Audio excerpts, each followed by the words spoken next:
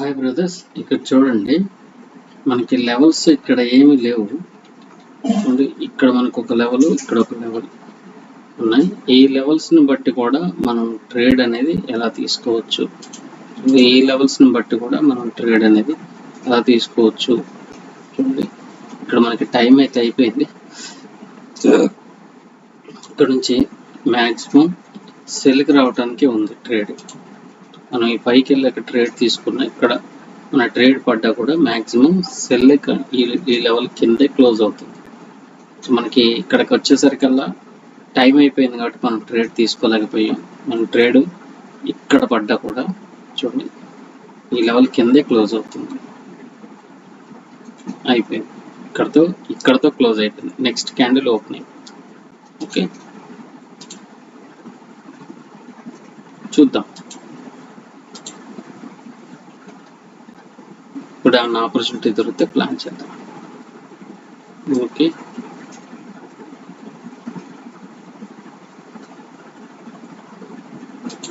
Okay అక్కడ సెల్కి plan చేసాం ఒక ట్రేడ్. చూడండి, ఇక్కడ మనకి ఏమి పెద్ద లెవెల్స్ కూడా లేవు, కానీ 5 సెకండ్స్ రీడ్ చేయటం మనకు వస్తే ఈ వీక్ లెవెల్ మీద కూడా మనం ట్రేడ్ ఎలా తీసుకోవచ్చు. 5 సెకండ్స్ అనేది రీడ్ చేయటం వస్తే వీక్ లెవెల్స్ మీద కూడా మనం ట్రేడ్ ప్లాన్ చేయొచ్చు.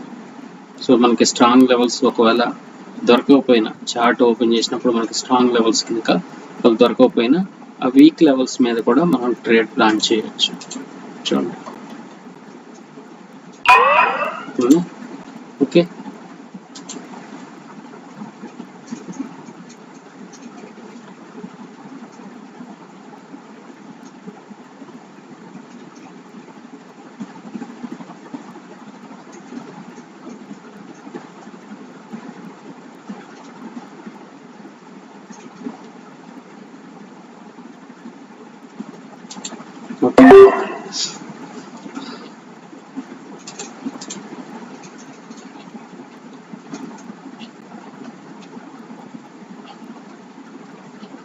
చూడండి, ఇక్కడ పెద్ద లెవెల్స్ కూడా ఏం లేవు. సో మన వీక్ లెవెల్స్ మీద కూడా 5 సెకండ్స్ కన్ఫర్మేషన్ రీడింగ్ అనేది మనకు అర్థమైతే, క్యాండిల్ రీడింగ్ అనేది మనకు అర్థమైతే, ఆ క్యాండిల్ రీడింగ్ మనం సరిగా చేసుకోగలిగితే చూడండి సింపుల్ లెవెల్స్ మీద కూడా మనం ట్రేడ్ అనేది తీసుకోవడానికి ఒక విధంగా చెప్తే 5 సెకండ్స్ వస్తే అదొక అప్గ్రేడ్ అన్నట్టు ట్రేడ్లో. అంటే మనం తీసుకునే ట్రేడ్ తీసుకోవాలా వద్దా, వదిలేయచ్చా అనేది మనకి ఇక్కడ ఈజీగా అర్థమవుతుంది. చూడండి, 1 2 3 4 5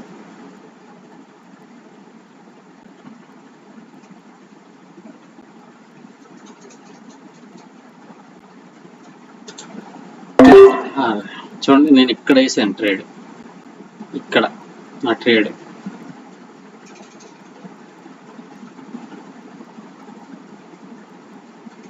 ఎంట్రీ పాయింట్ వల్ల ఒక్కోసారి లాస్ అయిపోతాం.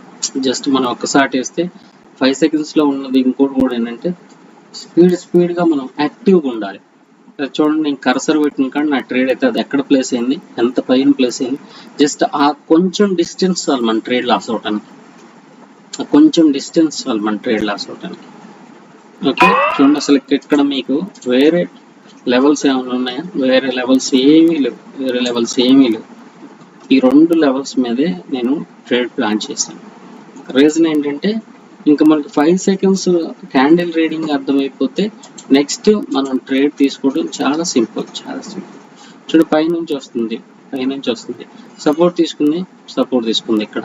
కానీ సపోర్ట్ తీసుకున్న తర్వాత వీక్నెస్, సెల్లర్లో వీక్నెస్ వచ్చింది. ఓకే, ఇక్కడ వరకు. కానీ కిందకు వస్తున్నా కొద్దిగా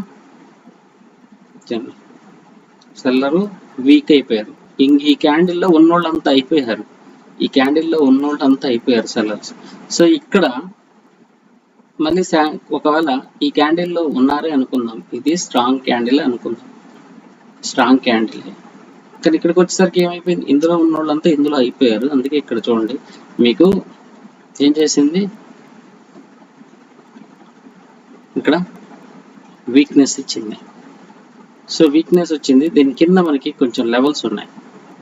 దీని కింద 5 సెకండ్స్లో కూడా, ఒక్కోసారి 5 సెకండ్స్లో కూడా మనం లెవెల్స్ చూసుకోవాల్సి వస్తుంది. 5 సెకండ్స్లో కూడా మనం లెవెల్ని అటాచ్ అయ్యి ట్రేడ్స్ తీసుకోవాల్సి వస్తుంది.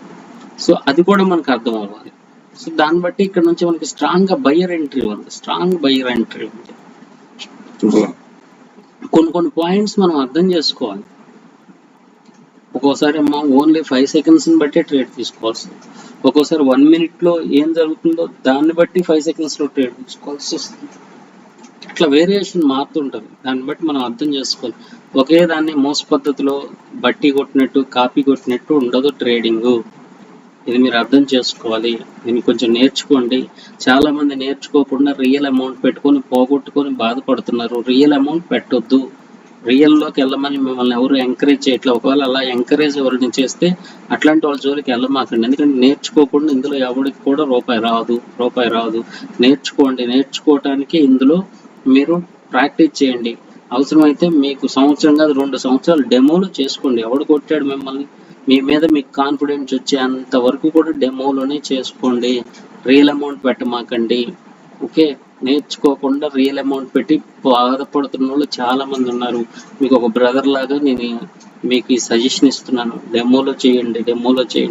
మీకు ఒక ఇది కోరిక ఉందనుకోండి, మీకు వచ్చేంత వరకు డెమోలోనే చేయండి, వచ్చేంత వరకు. కాకపోతే ఆ డెమోని కూడా ఇది నా రియల్ అకౌంట్ అని ఫీల్ అవుతూ చేయండి. ఎలా పడితే అలా చేయొద్దు. ఎంత పడితే అంత, అందులో డెమోనే కదా ఎంత పడితే అంత అని మీరు ఇన్వెస్ట్ చేసినట్టు చేస్తే అదే మీ రియల్ ట్రేడింగ్ మీద ఎఫెక్ట్ చూపిస్తుంది.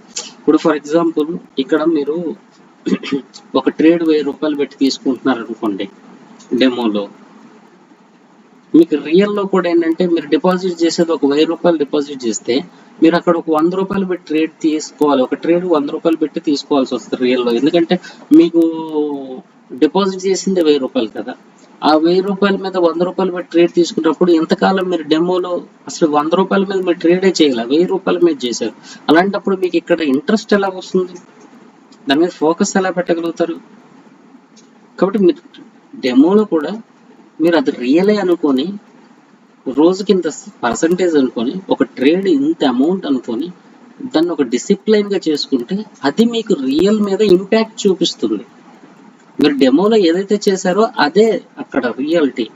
ఇక్కడ ఒక అడ్డదిడ్డంగా చేసి, ఇక్కడ ఏదో రకంగా చేసి ఉంటే మీరు ఇక్కడ మల్టిపుల్ ట్రేడ్స్ చేసి ఇక్కడ ఒక అనాలిసిస్ లేకుండా చేస్తే అదే మీకు రియాలిటీలో కూడా చూపిస్తుంది. కాబట్టి మీరు అది గుర్తు పెట్టుకోండి. ఎలా పడితే అలా ట్రేడ్ చేయొద్దు. Okay, thank you.